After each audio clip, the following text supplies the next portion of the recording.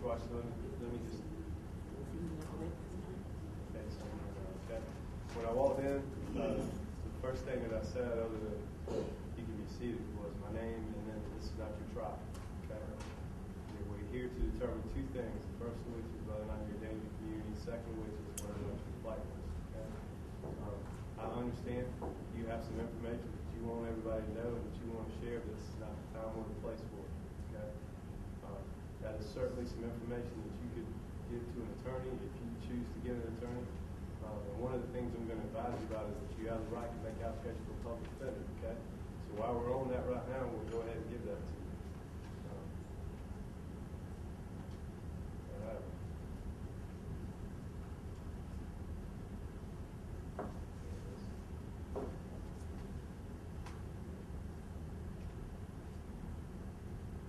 Washington, as I stated while we're on the topic subject, that's your application for a public defender right here, okay?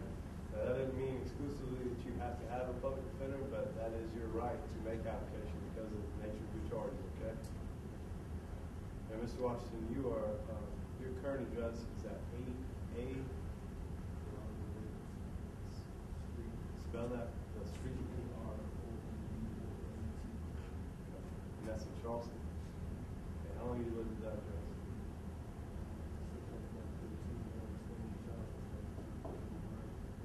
How old are you now? You working anywhere?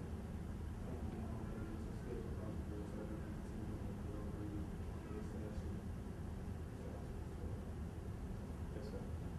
All right. Mr. Washington, what you charged with? You're charged with 4 different offenses. First of which is burglary, first degree. Second of which is kidnapping. Third charge is assault, battery, and high and aggravated nature. And fourth is unlawful neglect of a child or helpless person. Are all 4 of these charges from the same incident? Yes. Okay. All right, Mr. Washington, all 4 of these charges are general sessions offenses, which means that your court date, your first court appearance, your roll call date, which is your mandatory first court appearance required, is March 17th at 9 a.m. That's at the Orangeburg County Courthouse, which is located about a mile or 2 away from you. Okay? You understand that although that's not your trial date, if you were able to make bond, that is your first required court appearance. And if you do not show, a benchmark could be issued for your arrest. Do you understand? Burglary first in South Carolina carries the minimum in South Carolina 15 years. It does carry the possibility of life. Okay? Because of that, the law changed recently. Magistrates now are able to set bond on burglary first charges if the solicitor does not opt to have the charges set in circuit court, in general sessions court. Okay? We received email from the solicitor from the First Circuit this morning, and in fact, law enforcement reminded me of it just then, that they have opted to have your bond set on burglary first charge in circuit court, which would be general sessions court. So the purpose of today, I would not be setting bond on that burglary charge. You understand that? And I would be simply here for what's known as an arraignment. An arraignment is what is known as a formal advisement of the charges. Okay? That means that I'm. Sorry?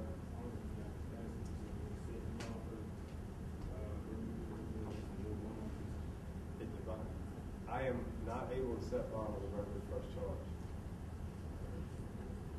So effectively, the bond is denied on the burglary charge. Because I'm only here today to arraign you, and what that means is I'm here to formally, basically I'm here to tell you what you've been charged with as well as possibly give you your next court date. Okay? Now, like I told Ms. Moore, you have the right to have your bond heard. However, that particular charge is to be heard in front of a circuit court judge. Okay? Yes, sir. General sessions is circuit court. Circuit court means general sessions and the civil side. But yes, sir. So you still have the opportunity to have your bond set. It just will not be today. Okay?